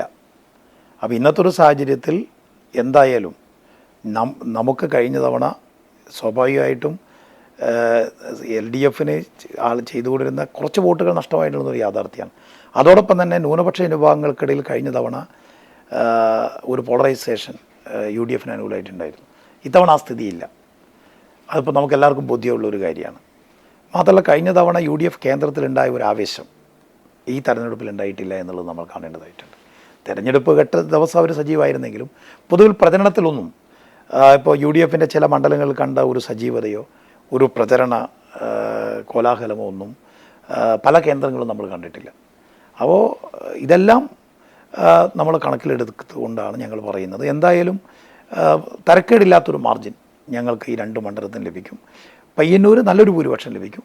തൊട്ട് താഴെയായിട്ട് കല്യാശ്ശേരിയിലും നല്ലൊരു മാർജിൻ ലഭിക്കും. ഈ 2 മണ്ഡലത്തിലെ നമ്മൾ ലഭിക്കുന്ന വോട്ട് തീർച്ചയായിട്ടും MP ബാലകൃഷ്ണൻ മാഷിൻ്റെ വിജയം, ആ വിജയം കുറേ തിളക്കമുള്ളതാക്കി തീർക്കുമെന്നുള്ളത് തന്നെയാണ് ഞങ്ങൾ. ഈ കാസർഗോഡും മഞ്ചേശ്വരവും അതാണ് ഏറ്റവും വലിയ ഒരു പ്രതിസന്ധി എന്ന് പറയുന്നത്. കാരണം അവിടുത്തെ UDFും BJPയും തമ്മിലുള്ള മാർജിൻ ചെറുതാണെങ്കിലും LDFും UDFും തമ്മിലുള്ള മാർജിൻ ഏതാണ്ട് ഒരു 30,000 വോട്ടിൻ്റെ അടുത്തേക്ക് വരും. ഒരു 60,000 വോട്ട് ഈ 2 മണ്ഡലങ്ങളിൽ നിന്നും ഉറപ്പായും LDFിനേക്കാൾ ലീഡ് UDFന് നേടുന്ന ഒരു സാഹചര്യം ആ മേഖലയിൽ ഇത്തവണ ശ്രദ്ധ കേന്ദ്രീകരിച്ചിരുന്നു. അല്ല, കാസർഗോഡും മഞ്ചേശ്വരവും, അല്ലെങ്കിൽ മഞ്ചേശ്വരം മണ്ഡലത്തിൽ കഴിഞ്ഞ തവണത്തേക്കാൾ കുറച്ചധികം വോട്ടുകൾ ഞങ്ങൾ ലഭിക്കുന്നതിനാണ് ഞങ്ങളുടെ പ്രതീക്ഷ. അവിടെ കഴിഞ്ഞ വർഷത്തെ പോലത്തെ ഒരു ഭൂരിപക്ഷം അദ്ദേഹത്തിന് ഉണ്ടാവില്ല. അതിൽ കഴിഞ്ഞ തവണ BJPയുടെ വോട്ടുകൾ അദ്ദേഹത്തിന് ലഭിച്ചിട്ടുണ്ട്. അത് അദ്ദേഹം തന്നെ സമ്മതിച്ചിട്ടുള്ള ഒരു കാര്യമാണ്. UDFൻ്റെ MP തന്നെ എനിക്ക് മഞ്ചേശ്വരത്ത് നിന്ന് BJP വോട്ടുകൾ ലഭിച്ചു എന്ന് അദ്ദേഹം പറഞ്ഞിട്ടുണ്ട്. അപ്പോൾ BJPയുടെ വോട്ട് അദ്ദേഹം കഴിഞ്ഞ വർഷം അദ്ദേഹത്തിന് ലഭിച്ചതുകൊണ്ടാണ് UDFൻ്റെ ഭൂരിപക്ഷം വർദ്ധിച്ചത്. കാരണം നിയമസഭയിലെ മാർജിനും പാർലമെൻറ്റിലെ മാർജിനും UDFും BJPയും തമ്മിലുള്ള വ്യത്യാസം വളരെ വലുതാണ്. കാരണം നിയമസഭാ തെരഞ്ഞെടുപ്പിൽ വളരെ നാമമാത്രമായ മാർജിനാണുള്ളത്. എന്നാൽ ലോക്സഭ എത്തുമ്പോൾ അത് 10,000-ൻ്റെ മാർജിനായിട്ട് മാറുകയാണ്.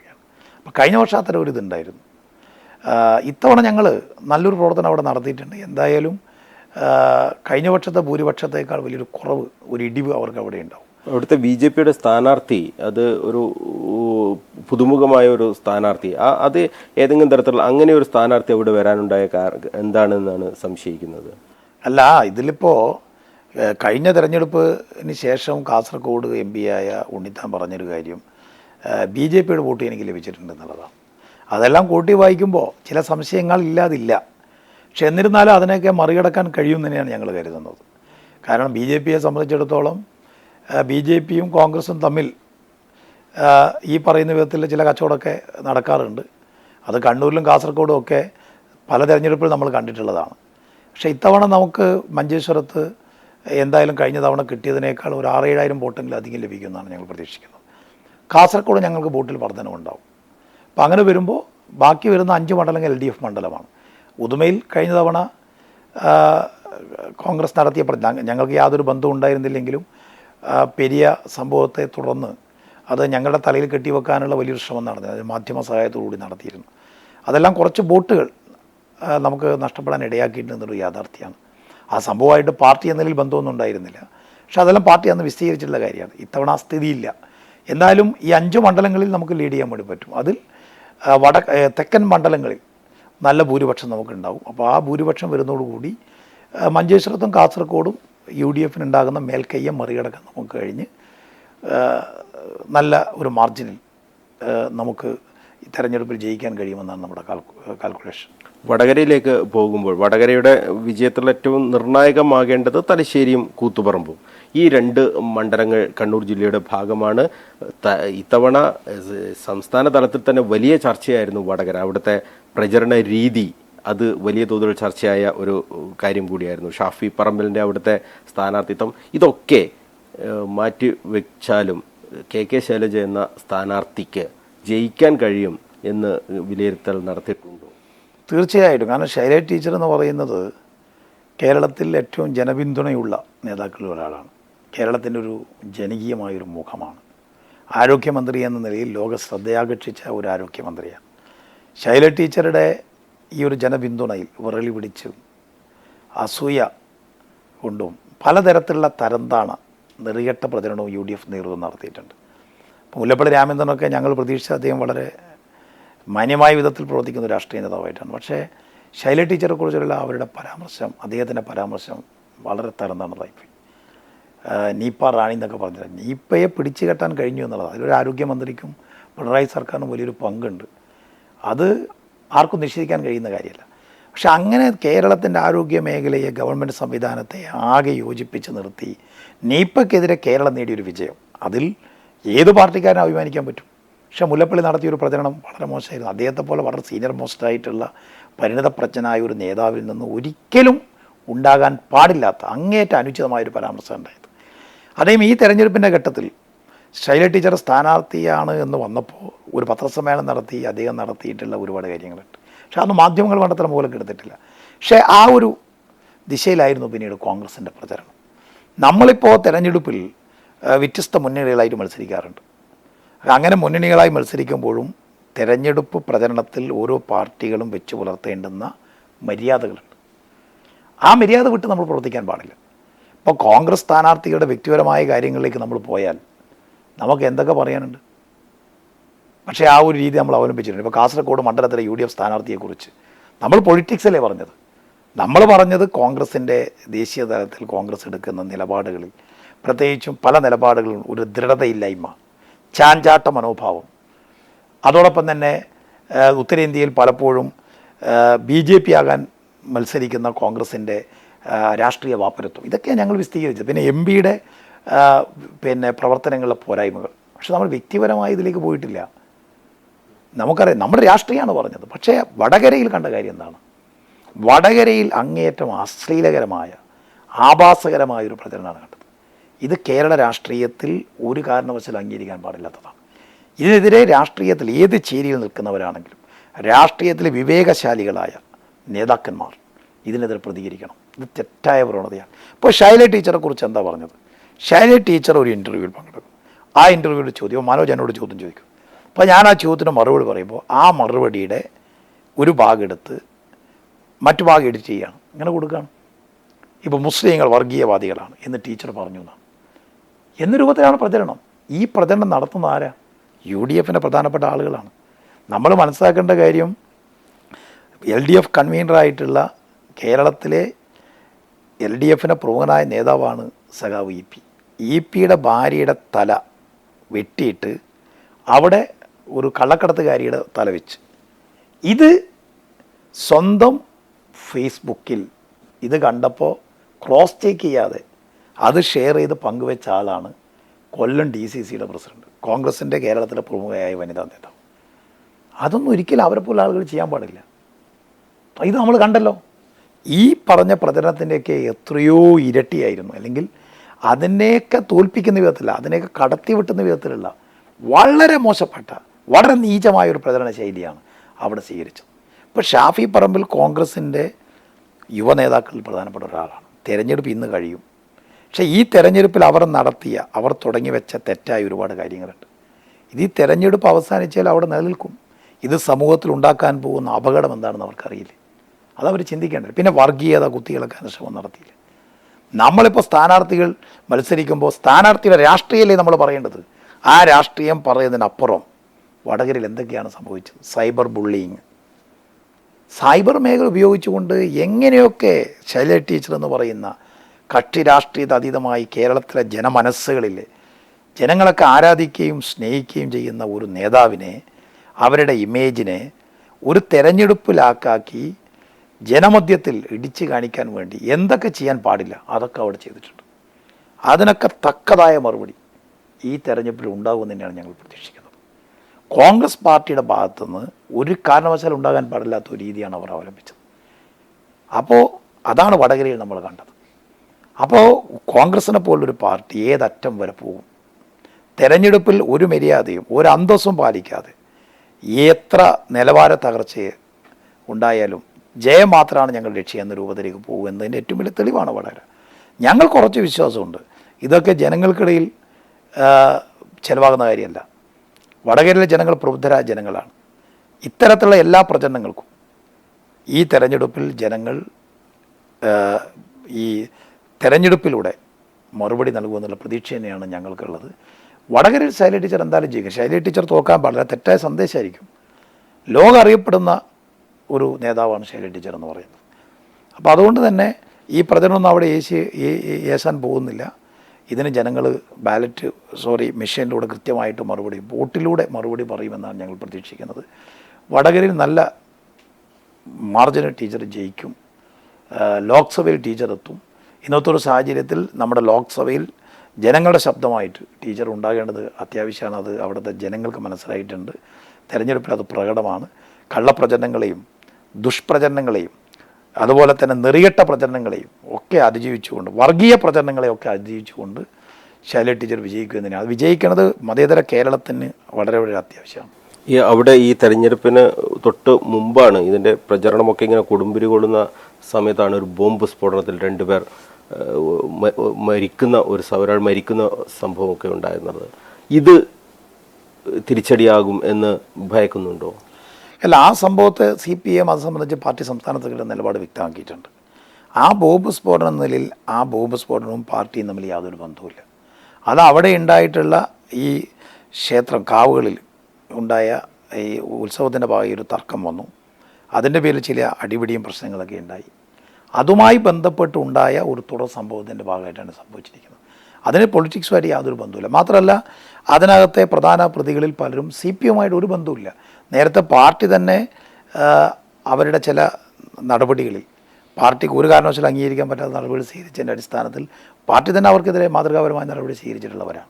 അപ്പോൾ ആ വിഷയങ്ങളൊന്നും ഈ തെരഞ്ഞെടുപ്പിൽ ആ നിലയിൽ ചർച്ചയാക്കാൻ UDF ശ്രമിച്ചു എന്നുള്ളത് ഒരു യാഥാർത്ഥ്യമാണ്. അവരുടെ പതിവ് വായ്ത്താരികൾ എന്നതുപോലെ അക്രമം എന്ന് പറഞ്ഞ് വടകരയിൽ തെരഞ്ഞെടുപ്പിൻ്റെ ഘട്ടത്തിൽ തെരഞ്ഞെടുപ്പ് പ്രചരണം വഴിതിരിച്ചു വിടാനുള്ള ഒരു നീക്കം അവർ നടത്തിയെന്നുള്ളത് ശരിയാണ്. പക്ഷെ അതൊന്നും അവിടെ ഏശിയിട്ടില്ല. ജനങ്ങൾക്കത് ബോധ്യമാണ്. പാർട്ടി ആ കാര്യത്തിൽ ശക്തമായ നിലപാട് പറഞ്ഞിട്ടുണ്ട്. പിന്നെ പാർട്ടിയുമായി ബന്ധപ്പെട്ട ആരെങ്കിലും ഉണ്ടെങ്കിൽ അത്തരക്കാർക്ക് പാർട്ടി സ്ഥാനം ഉണ്ടാവില്ല. കാരണം കണ്ണൂർ ജില്ലയിൽ കഴിഞ്ഞ 2-3 വർഷങ്ങളായിട്ട് സമാധാന അന്തരീക്ഷം നിലനിൽക്കുകയാണ്. നമ്മുടെ സഖാക്കൾ കൊലയപ്പെട്ടു, എന്നിട്ടും CPMൻ്റെ ഭാഗത്തുനിന്ന് യാതൊരു വിധത്തിലുള്ള പ്രശ്നവും ഉണ്ടായിട്ടില്ല.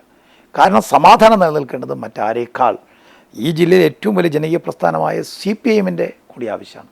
കേരളത്തിൽ സമാധാനം നിലനിൽക്കണം. അക്രമത്തിലൂടെയോ കൊലപാതകത്തിലൂടെയോ ഒരു രാഷ്ട്രീയ പ്രസ്ഥാനത്തെ ഇല്ലാതാക്കാൻ പറ്റില്ല. അങ്ങനെയാണെങ്കിൽ ആദ്യം അവസാനിക്കേണ്ടത് CPM ആയിരുന്നു. കേരളത്തിൽ CPMൻ്റെ സിറ്റിംഗ് MLA കുഞ്ഞാലി വെടിവെച്ചു കൊന്നു. ആ വെടിവെച്ച് കൊന്നത് കോൺഗ്രസ്സുകാരായിരുന്നു. അതുപോലെ തന്നെ കൊടുങ്ങല്ലൂരിൽ ഒരു മുൻ MLA, അദ്ദേഹം കോൺഗ്രസ് വിട്ട് CPMൽ ചേർന്നു. അദ്ദേഹം DCC പ്രസിഡൻ്റായിരുന്നു CPMൽ ചേരുന്നതിന് മുമ്പ്. അദ്ദേഹത്തെ വെടിവെച്ച് കൊന്ന സ്ഥിതി ഉണ്ടായിട്ടുണ്ട്. ആ ചാവക്കാട് മുനിസിപ്പൽ ചെയർമാനെ മുസ്ലിം ലീഗുകാർ വെട്ടിക്കൊന്നു ചെയർമാനായിരിക്കുന്ന ഘട്ടത്തിൽ. രാമന്തളിയിൽ പഞ്ചായത്ത് പ്രസിഡന്റ് OK കുഞ്ഞിക്കണ്ണനെ പ്രകടനത്തെ ആക്രമിച്ച് കൊലപ്പെടുത്തുക. ഇത്തരത്തിലുള്ള ദാരുണമായ സംഭവങ്ങൾ, ഭീകര സംഭവങ്ങൾ കേരളത്തിൽ ഉണ്ടായിട്ടുണ്ട്. CPM ഒരിക്കലും അക്രമത്തെ പ്രോത്സാഹിപ്പിക്കുന്ന ഒരു സംഘടനയല്ല.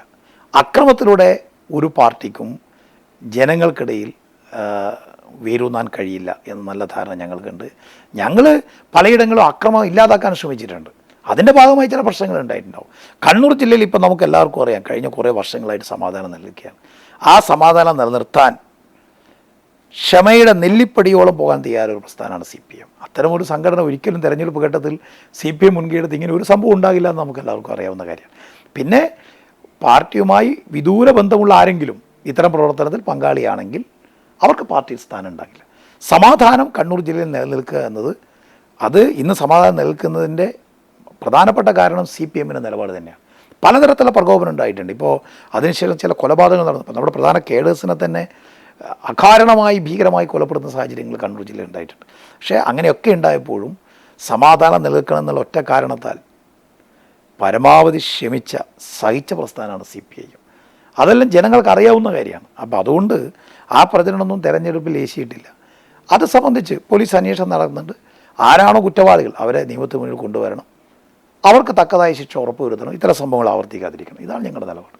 ലോക്സഭാ തെരഞ്ഞെടുപ്പിൽ വലിയ പ്രചരണങ്ങളൊക്കെ നടക്കുന്നതിൻ്റെ ഇടയിലാണ് TP ചന്ദ്രശേഖരൻ വധക്കേസിൻ്റെ വിധി വീണ്ടും വരുന്നത്, ഹൈക്കോടതി വിധി. ഈ വിധി ശരിക്കും ആ സമയത്ത് തന്നെ വരേണ്ട വിധിയായിരുന്നു. അതിലെന്തെങ്കിലും ഒരു നിങ്ങൾക്ക് ഏതെങ്കിലും തരത്തിലുള്ള ഒരു സംശയങ്ങളൊക്കെ ഉണ്ടോ? അല്ല, കോടതിയുടെ കാര്യങ്ങളൊന്നും ഇപ്പം ഞങ്ങളൊരു അഭിപ്രായം പറയാൻ തയ്യാറല്ല. ആ കേസുമായി ബന്ധപ്പെട്ട് പാർട്ടിയുടെ നിലപാട് നേരത്തെ വ്യക്തമാക്കിയിട്ടുള്ളതാണ്. അപ്പോൾ അതിനകത്ത് പാർട്ടി നിലപാട് വ്യക്തമാക്കിയ സാഹചര്യത്തിൽ വീണ്ടും അത് ആവർത്തിക്കണമെന്ന് എനിക്ക് തോന്നുന്നില്ല. ആ കൊലപാതകം മാത്രമല്ല, ഒരു കൊലപാതകവും ഞങ്ങൾ അംഗീകരിക്കുന്നില്ല. അപ്പോൾ ഞങ്ങളെ സംബന്ധിച്ചിടത്തോളം അത്തരത്തിലുള്ള സംഭവങ്ങളെ അപലപിച്ച രാഷ്ട്രീയ പാർട്ടിയാണ് CPM എന്ന് പറയുന്നത്. അതൊക്കെ അവിടെ ഒരുപാട് ചർച്ച ചെയ്തിട്ടുള്ള കാര്യങ്ങളാണ്. അതിനുശേഷം നിരവധി തെരഞ്ഞെടുപ്പുകൾ അവിടെ നടന്നിട്ടുണ്ട്. ഇപ്പോൾ കഴിഞ്ഞ നിയമസഭ 2021 തെരഞ്ഞെടുപ്പിൽ ആ മണ്ഡലത്തിൽ ഒന്നൊഴികെ ബാക്കി എല്ലാ സീറ്റുകളിലും LDF ആണ് വിജയിച്ചിട്ടുള്ളത്. അപ്പോൾ അതൊക്കെ ഈ തെരഞ്ഞെടുപ്പിൽ വിഷയമാക്കി മാറ്റുക. എപ്പോഴും തെരഞ്ഞെടുപ്പിനെ തങ്ങൾ നിശ്ചയിക്കുന്ന അജണ്ടകൾക്ക് ചുറ്റും തെരഞ്ഞെടുപ്പിൻ്റെ അജണ്ടകളെ ഞങ്ങൾ നിശ്ചയിക്കുന്ന അജണ്ടകളാക്കി മാറ്റുക, അല്ലെങ്കിൽ ആ നിലയിലേക്ക് കൊണ്ടുവരിക എന്നുള്ളത് UDFൻ്റെ എല്ലാ കാലത്തുള്ള ഒരു പ്രചരണ രീതിയാണ്. അവരെല്ലാ ഇലക്ഷൻ വരുമ്പോൾ അക്രമം എന്ന് പറയും. പക്ഷേ ഇത്തവണത്തെ ഇലക്ഷനിൽ അത്തരത്തിലുള്ള പ്രചരണമൊന്നും ജയിച്ചിട്ടില്ല. കാരണം ജനങ്ങൾ കാര്യങ്ങളൊക്കെ പിടികിട്ടിയിട്ടുണ്ട്, മനസ്സിലായിട്ടുണ്ട്. അതുകൊണ്ട് ആ പ്രചരണം പാതി വഴിയിൽ അവർക്ക് തന്നെ ഉപേക്ഷിക്കേണ്ടി വന്നിട്ടുണ്ട്. അതുകൊണ്ട് കോടതിയുടെ വിധിയൊന്നും ഞങ്ങളെ സ്വാധീനിക്കുന്ന ഒരു കാര്യമല്ല. അതിൽ CPMൻ്റെ നിലപാട് കൃത്യമായി വിശദീകരിച്ചിട്ടുള്ളതാണ്. അത് ജനങ്ങൾക്ക് ബോധ്യമുള്ള കാര്യമാണ്. അതിനുശേഷം നടന്ന പല തെരഞ്ഞെടുപ്പുകളും CPM ഇടതുപക്ഷ ജനാധിപത്യ മുന്നണി മികച്ച വിജയം കൈവരിച്ചിട്ടുള്ള കാര്യമാണ്. ഈ സംസ്ഥാന സർക്കാരുമായി ബന്ധപ്പെട്ട കാര്യങ്ങൾ, വിവാദങ്ങൾ, മറ്റ് പ്രതിസന്ധികൾ, വലിയ സാമ്പത്തിക പ്രതിസന്ധിയിലാണ് സംസ്ഥാന സർക്കാരുള്ളത്. അപ്പോൾ കഴിഞ്ഞ ഒന്നാം പിണറായി സർക്കാരിനെയും രണ്ടാം പിണറായി സർക്കാരിനെയും താരതമ്യം ചെയ്തുകൊണ്ടുള്ള കാര്യങ്ങൾ, രണ്ടാം പിണറായി സർക്കാർ പരാജയം എന്നുള്ള രീതിയിൽ സാമ്പത്തിക പ്രതിസന്ധിയുടെ ഭാഗമായി ആദ്യത്തെ തവണത്തേത് പോലുള്ള പ്രവർത്തനങ്ങളൊന്നും നടത്താൻ ചിലപ്പോൾ കഴിഞ്ഞിട്ടുണ്ടാവില്ല. പക്ഷെ ഇതൊക്കെ ഒരു ഭരണവിരുദ്ധ വികാരമായി ഈ ലോക്സഭാ തെരഞ്ഞെടുപ്പിൽ മാറും എന്നുള്ള രീതിയിലൊക്കെയുള്ള പ്രചരണം നടക്കുന്നു. അങ്ങനെ ഒരു വിലയിരുത്തൽ പാർട്ടി നടത്തിയിട്ടുണ്ടോ? ഏതെങ്കിലും തരത്തിൽ ഈ സംസ്ഥാന സർക്കാരുമായി ബന്ധപ്പെട്ട കാര്യങ്ങൾ ഈ തെരഞ്ഞെടുപ്പിൽ പ്രതിഫലിക്കും എന്ന് കരുതുന്നുണ്ടോ? അങ്ങനെ ദിവാസ്വപ്നം കണ്ടവരൊക്കെ നിരാശരാകേണ്ടി വരും തെരഞ്ഞെടുപ്പ് ഫലം വരുന്നതോടുകൂടി. ഇവിടെ ഇപ്പോൾ കഴിഞ്ഞ ഒന്നാം പിണറായി സർക്കാരിൻ്റെ കാലത്ത് ആ സർക്കാരിനെ ശക്തമായി വിമർശിച്ചവരാണ് ഇവരൊക്കെ. അന്ന് സർക്കാരിനെ ശക്തമായി വിമർശിച്ചു. ഇപ്പോൾ രണ്ടാം സർക്കാർ വന്നപ്പോൾ ഇപ്പോൾ പറയുന്ന പ്രചരണം എന്താ? ഒന്നാം സർക്കാർ നന്നായിരുന്നു, രണ്ടാം സർക്കാർ പോരെ. ഇതവരുടെ ഒരു പതിവ് വിമർശന രീതിയാണ്. അതിനപ്പുറം പ്രാധാന്യമൊന്നും ഞങ്ങളതിനെ കാണുന്നില്ല. കേരളത്തെ സംബന്ധിച്ചിടത്തോളം അനിഷേധ്യമായ ചില വസ്തുതകളുണ്ട്. കേരളത്തിൽ അടിസ്ഥാന സൗകര്യ വികസനത്തിൻ്റെ കാര്യത്തിൽ കേരളത്തിലുണ്ടായിട്ടുള്ള വിസ്മയാവഹമായൊരു മുന്നേറ്റം. ഇപ്പോൾ UDFന് ഈ 2011 ഉമ്മൻചാണ്ടി സർക്കാർ വരുമ്പോൾ ആ തെരഞ്ഞെടുപ്പിൽ 2011 രാഹുൽ ഗാന്ധിയുടെ പ്രചരണം ഉണ്ടായിരുന്നു. രാഹുൽ ഗാന്ധി എന്താ പ്രസംഗിച്ചത്? കേന്ദ്രവും കേരളവും ഒരു കക്ഷി ഭരിച്ചാൽ കേരളത്തിൽ വലിയ തോതിൽ കേന്ദ്ര പദ്ധതികൾ വരും. ഇതായിരുന്നു അന്ന് അദ്ദേഹം പ്രധാനമായും പ്രചരിപ്പിച്ചത്. 2011 ഇവിടെ ഉമ്മൻചാണ്ടി സർക്കാർ വന്നു. കേന്ദ്ര പദ്ധതികൾ ഏതെങ്കിലും ഒരു പദ്ധതി സമയബന്ധിതമായി നടപ്പിലാക്കി കാണിച്ചു കൊടുക്കാൻ ഉമ്മൻചാണ്ടി സർക്കാരിന് കഴിഞ്ഞു. ഗെയിൽ പദ്ധതി ചെറിയൊരു പ്രതിഷേധം വന്നപ്പോൾ അവിടെ ഇട്ടേച്ചു പോയില്ലേ ഉമ്മൻചാണ്ടി സർക്കാർ? നാഷണൽ ഹൈവേ പദ്ധതി എന്തായിരുന്നു? നമ്മൾ 2011 നാഷണൽ ഹൈവേയുടെ Muzhappilangad, Thalappady to Muzhappilangad reach tender ചെയ്തതാണ്. ടെൻഡർ ചെയ്തിട്ട് ടെൻഡർ ഏറ്റെടുത്ത കമ്പനി സ്ഥലം വിട്ടുകിട്ടാൻ വേണ്ടി സർക്കാരിന് മുന്നിൽ കാത്തു കെട്ടി കിടന്നു. നിങ്ങൾക്ക് ഓർമ്മയുണ്ടാകും, അന്ന് മുസ്ലിം ലീഗ് ഇബ്രാഹിം കുഞ്ഞാണ് വന്നത്. മുസ്ലിം ലീഗിൻ്റെ ബാഫി തങ്ങൾ സൗദത്തിന് മുന്നിൽ ഒരു പ്രതിഷേധം വന്നു. അതോടുകൂടി എന്തായി? ഹൈവേയുടെ അക്വിസിഷൻ നടപടികളെല്ലാം നിർത്തിവെച്ചു. ഏതെങ്കിലും ഒരു പദ്ധതി ഉമ്മൻചാണ്ടി സർക്കാരിന് അന്ന് കേന്ദ്ര ഗവൺമെൻറ് UDFൻ്റെതാണ് 2014 വരെ. കേരളത്തിന് 8 കേന്ദ്രമന്ത്രിമാരുണ്ട്. AK ആൻ്റണി മുതൽ KC വേണുഗോപാൽ വരെ. അവർ പലരും പ്രധാന പോർട്ട്ഫോളിയോ കൈകാര്യം ചെയ്തവരാണ്. മുല്ലപ്പള്ളിയുണ്ട്, ശശി തരൂറുണ്ട്, അഹമ്മദ് സാഹിബ് ഉണ്ട്, കൊടിക്കുന്നിൽ സുരേഷ് ഉണ്ട്. ഇങ്ങനെയുള്ള 8 മന്ത്രിമാരുണ്ട്. അതിൽ 2 ക്യാബിനറ്റ് മന്ത്രിമാരുണ്ടായിരുന്നു. എന്ത് ചെയ്യാൻ പറ്റി UDF സർക്കാരിന്? ഏതെങ്കിലും ഒരു പദ്ധതി പൂർത്തീകരിച്ച് കൊടുക്കാൻ പറ്റും? എന്ത് പോട്ടെ, കണ്ണൂർ എയർപോർട്ടെങ്കിലും അത് പൂർത്തീകരിച്ച് കൊടുക്കാനും ചെയ്യാൻ പറ്റിയിട്ടില്ല. ഏതാണ്ട് 50% പണി പൂർത്തിയായപ്പോൾ ഒരാൾക്ക് സഞ്ചരിക്കാവുന്ന വിമാനം എന്നൊന്നും പറയാൻ പറ്റില്ല, ഒരു കൊച്ചു വിമാനം ഇറക്കി ഒരു ഉദ്ഘാടന മാമാങ്കം നടത്തി പോവല്ലേ ചെയ്തത്. അപ്പോൾ ഇപ്പോൾ ഉണ്ടായ മാറ്റം നമുക്കറിയാം. ഇപ്പോൾ നിങ്ങൾക്കറിയാം, ഇപ്പോൾ ഹൈവേൻ്റെ കാര്യത്തിൽ കേന്ദ്ര ഗവൺമെൻറ് പരമാവധി ഉടക്കിയല്ലോ. സംസ്ഥാന ഗവൺമെൻറ് ഇച്ഛാശക്തിയുടെ മുന്നിൽ കേന്ദ്രത്തിന് വഴങ്ങേണ്ടി വന്നുള്ളതല്ല യാഥാർത്ഥ്യം. മുഖ്യമന്ത്രി പലതവണ പോയി അവസാനം പറഞ്ഞു ഇവിടെ എക്വിസിഷൻ സ്ഥലം ഏറ്റെടുക്കേണ്ടി വരും മറ്റ് സ്റ്റേറ്റുകളെ അപേക്ഷിച്ച് അതിൻ്റെ 4 times 4 ഇരട്ടിയാണ് ഇവിടെ തുക കോമ്പൻസേഷൻ കൊടുക്കേണ്ടി വരും. ഇത്രയും താങ്ങാൻ കേന്ദ്രത്തിന് പറ്റില്ല. അങ്ങനെ ഉടക്കിയപ്പോൾ എന്തായി? സംസ്ഥാന ഗവൺമെൻറ് പറഞ്ഞു അതിൻ്റെ ഒരു വീതം ഞങ്ങൾ തരാം, ഹൈവേ നടക്കണമല്ലോ. അപ്പോൾ കീഴാറ്റൂരിൻ്റെ പേരിൽ ഉടക്കി വെച്ചു. കീഴാറ്റൂരിൽ ആരൊക്കെ വന്നു? UDF നേതൃത്വം ഒന്നാകെ വന്നു. പിന്നെ PC ജോർജ് വന്നു. പിന്നെ BJP വന്നു. നന്ദിഗ്രാമെന്ന് മണ്ണുമായിട്ട് BJPയുടെ നേതാക്കന്മാർ അവിടെ നിന്ന് വന്നു. സുരേഷ് ഗോപി അവിടെ നാടകം കളിച്ചു. എന്തൊക്കെ സംഭവിച്ചു? കീഴാറ്റൂരിൻ്റെ പേര് പറഞ്ഞിട്ട് കാരണം ഈ സർക്കാരിൻ്റെ കാലത്ത്, പിണറായി മുഖ്യമന്ത്രിയായിരുന്ന കാലത്ത് തങ്ങൾക്ക് ചെയ്യാൻ പറ്റാത്ത ഈ ഹൈവേ ഒരിക്കലും തുടങ്ങാൻ പാടില്ല, ഈ ഒരു വാശിയായിരുന്നല്ലോ ഉണ്ടായിരുന്നത്. പക്ഷെ അവിടെയൊക്കെ ഗവൺമെൻറ് എടുത്തൊരു നിലപാടെന്താ? നിലപാട് വളരെ ജനങ്ങളെ മുകളിലൊക്കെ എടുത്ത് അവരുമായി ചർച്ച ചെയ്ത് അവരെ കേട്ട് അവർക്ക് കൂടി ബോധ്യമാകുന്ന വിധത്തിൽ നല്ലൊരു പാക്കേജ് ഉണ്ടാക്കി, ഒരു പ്രതിഷേധവുമില്ലാത്ത വിധത്തിൽ പ്രതിഷേധിച്ച മുഴുവൻ ആളുകളെയും വിളിച്ചു കൂട്ടി അവർക്ക് ഉയർന്ന നഷ്ടപരിഹാരം നൽകി. കീഴാറ്റൂരിൽ പ്രതിഷേധമുണ്ടാകും, കലാപമുണ്ടാകും ഒന്നൊക്കെ എന്താ പറയുക, ദിവാസ്വപ്നം കണ്ടവരെ പൂർണ്ണമായി നിരാശപ്പെടുന്ന വിധത്തിൽ ആ പ്രശ്നം വളരെ ഭംഗിയായി പരിഹരിക്കാൻ നമ്മുടെ സർക്കാരിന് കഴിയും. ഇന്നിപ്പോൾ കീഴാറ്റൂരിൽ തന്നെയല്ലേ അലൈൻമെൻറ്റ് വരുന്നത്. ശരിക്കും ആ കീഴാറ്റൂരിൻ്റെ പേരിൽ ഹൈവേ പദ്ധതി വൈകിപ്പിച്ചതിന് ഇവിടുത്തെ M P, Kasaragod M P, Congress നേതൃത്വം, മുസ്ലിം ലീഗ് നേതൃത്വം, BJP നേതൃത്വം ജനങ്ങളോട് മറുപടി പറയേണ്ടതാണ്. അവിടെ ഒന്ന് ഇടറിയിരുന്നെങ്കിൽ ഉമ്മൻചാണ്ടി സർക്കാരിനെ പോലെ. ബാവകി തങ്ങൾ സൗദത്തിന് മുന്നിൽ പ്രതിഷേധം ഉണ്ടാക്കിയപ്പോൾ ഹൈവേ പദ്ധതി തന്നെ ഇട്ടേച്ചു പോയി ഉമ്മൻചാണ്ടി സർക്കാർ. കീഴാറ്റൂരിൻ്റെ പേരിൽ കലാപ് ഉണ്ടാക്കാൻ നോക്കിയില്ലേ? ആ കലാപ് ഉണ്ടാക്കാൻ നോക്കിയപ്പോൾ കേരളത്തിലെ സർക്കാർ പതറിയില്ല. സർക്കാർ പറഞ്ഞു ഹൈവേ വേണം, കാര്യങ്ങൾ ബോധ്യപ്പെടുത്തി. കാരണം ഇവിടെ മാത്രമല്ല ബൈപ്പാസ് വയലിലൂടെ, കേരളത്തിൽ എത്ര ബൈപ്പാസ് ഉണ്ട്? അതല്ല ഇപ്പോൾ ചങ്ങനാശ്ശേരി ബൈപ്പാസ് വയലിലൂടെയല്ലേ. അങ്ങനെ എത്ര ബൈപ്പാസ്. അപ്പോൾ ഇവിടെ പാടില്ല, അവിടെ ആകാം. അതെന്ത് നിലപാടാണ്? അപ്പോൾ ഇത് എങ്ങനെയെങ്കിലും ഇതിന് ഉടക്ക് വെക്കുക എന്നുള്ളതായിരുന്നു. അതുപോലെ തന്നെ പിന്നെ ഗെയിൽ പദ്ധതിക്ക് അരീക്കോട് വെടിവെപ്പ് ഉണ്ടാക്കാൻ നോക്കിയില്ലേ? പോലീസിനെ ആക്രമിച്ച് ലാത്തി ചാർജ് ഉണ്ടാക്കി, വെടിവെപ്പ് ഉണ്ടാക്കി, കുട്ടിച്ചോറാക്കി പദ്ധതി മുടക്കാനാണ് നോക്കിയത്. അവിടെയും സർക്കാർ അവർ ചിന്തിക്കാൻ അപ്പുറം ചിന്തിച്ചു. അവിടെയും നഷ്ടപരിഹാരം ഉയർത്തി ജനങ്ങളുമായി ചർച്ച ചെയ്ത് ആ പ്രശ്നവും പരിഹരിച്ചു. ഗെയിൽ പദ്ധതി പൂർത്തിയാക്കി. ഒരിക്കലും നടക്കില്ലെന്ന കാര്യം നാഷണൽ ഹൈവേ പൂർത്തീകരിക്കാൻ വേണ്ടി പോകുന്നു. അത് കേരളത്തിൽ ഇടതുപക്ഷ സർക്കാരിൻ്റെ മാത്രം നേട്ടമാണ്.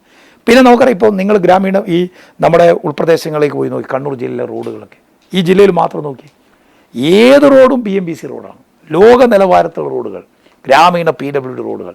ഇന്ത്യയിൽ PWD റോഡുകൾ എടുത്തു നോക്കിയാൽ, ഈ പറയുന്ന BMBC റോഡുകളുടെ എണ്ണം നോക്കിയാൽ ശരാശരിയിൽ ഇന്ത്യയിലെ മറ്റേത് സംസ്ഥാനത്തേക്കാൾ കേരളം മുന്നിലാണ്. നമ്മളിപ്പോൾ കർണാടകവും തമിഴ്നാടൊക്കെ പോകുന്നത്, മറ്റ് സ്റ്റേറ്റുകളൊക്കെ കമ്പയർ ചെയ്താൽ മതി. അപ്പോൾ റോഡിൻ്റെ കാര്യത്തിൽ ഇപ്പോൾ കേരളത്തിൽ PWD റോഡുകളിൽ മഹാഭൂരിപക്ഷം റോഡുകളും BMBC ആക്കി മാറ്റാൻ കഴിയും. വിദ്യാലയത്തിൽ വരുത്തിയ മാറ്റം, അടിസ്ഥാന സൗകര്യത്തിൻ്റെ കാര്യത്തിൽ, ആശുപത്രിയിൽ വന്നൊരു മാറ്റം. അപ്പോൾ ഇങ്ങനെ കേരളത്തിനെക്കുറിച്ച്, പ്രത്യേകിച്ചും ഇടതുപക്ഷത്തെക്കുറിച്ചുള്ള നേരത്തെയുള്ള ഒരു വിമർശനം, വലതുപക്ഷത്തിൻ്റെ വിമർശനം എന്താണെന്ന് വെച്ചാൽ, ഇടതുപക്ഷ പെൻഷനൊക്കെ കൊടുക്കും, ഇങ്ങനെയൊക്കെ പെൻഷൻ സർക്കാർ എന്നൊക്കെ പറഞ്ഞ് ഞങ്ങൾ ആക്ഷേപിച്ചവരാണ്. ആ സ്ഥിതിയൊക്കെ മാറി. കേരളത്തിൻ്റെ ചരിത്രത്തിൽ നോക്കിയാൽ ഒന്നാം EMS ഗവൺമെൻറ്റിന് ശേഷം ഒരു രണ്ടാം വിപ്ലവം നടന്നത് പിണറായി സർക്കാരിൻ്റെ കാലത്താണ്.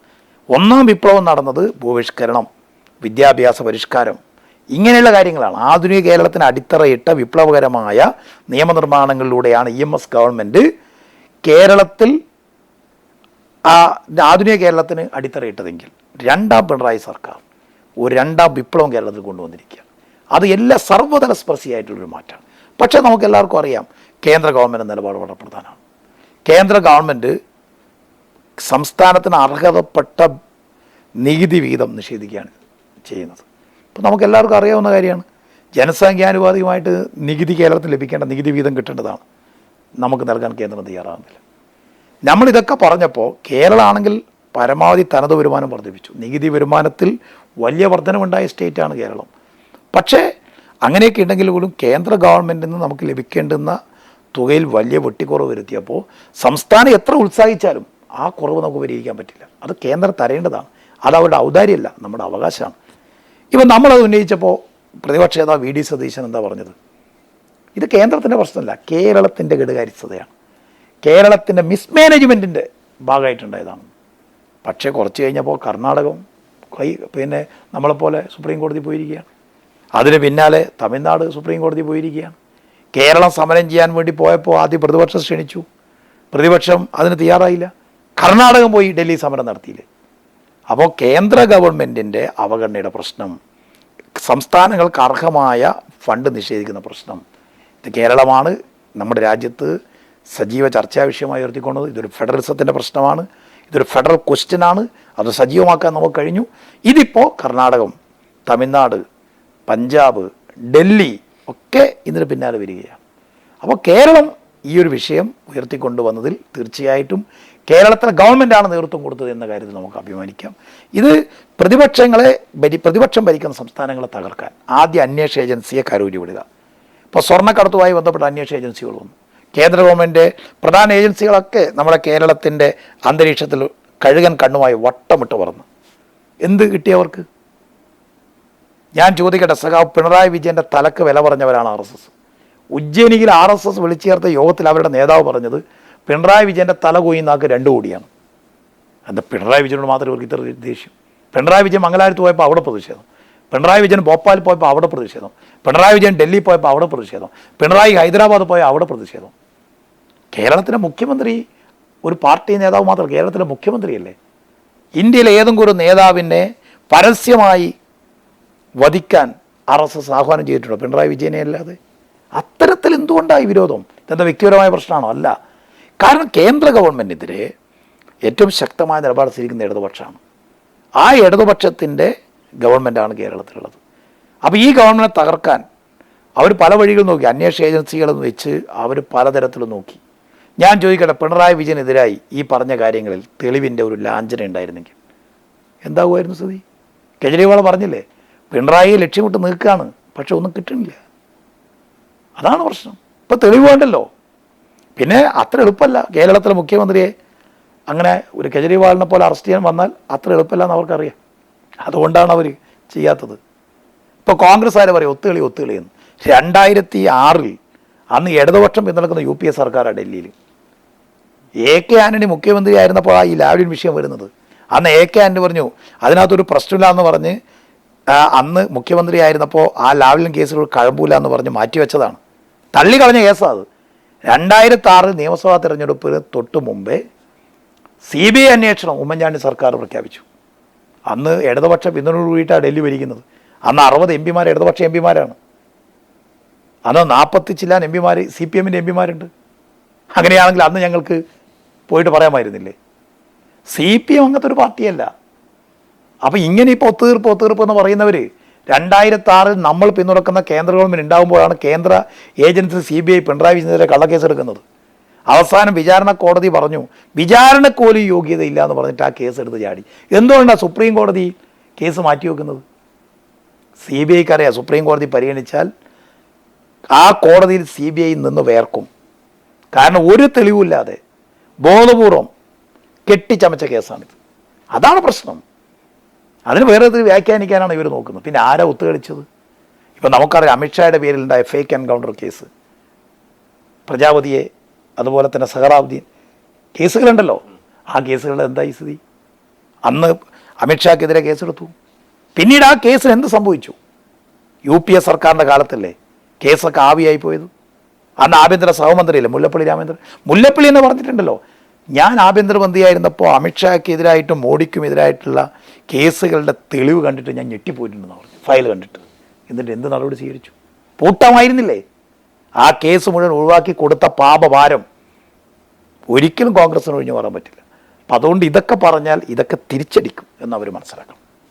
താങ്കൾ ക്ലേ ആൻഡ് സെറാമിക്സിൻ്റെ ലിമിറ്റഡിൻ്റെ ചെയർമാൻ കൂടിയാണ്. അപ്പോൾ വൈവിധ്യവൽക്കരണത്തിലൂടെ കമ്പനിയെ ലാഭത്തിലേക്ക് കൊണ്ടുവരികയാണ്. ആ കാര്യം കൂടി നമുക്ക് ഒന്ന് ഏതൊക്കെ മേഖലയിലേക്കാണ് നിങ്ങൾ പോകുന്നത്? നിരവധി പെട്രോൾ പമ്പുകൾ എന്ന് പറയുന്നത് നിരവധി പേർക്ക് തൊഴിൽ, നമ്മുടെ ഈ പ്രാദേശികമായി പോലും തൊഴിൽ നൽകാനുള്ള ഒരു സംവിധാനം, ഇങ്ങനെ വൈവിധ്യവൽക്കരണം, അത് IT പാർക്ക് എന്നൊക്കെയാണ് നിങ്ങളുടെ ലക്ഷ്യങ്ങൾ. ആ ലക്ഷ്യത്തിലേക്കൊക്കെ അടുക്കുകയാണോ?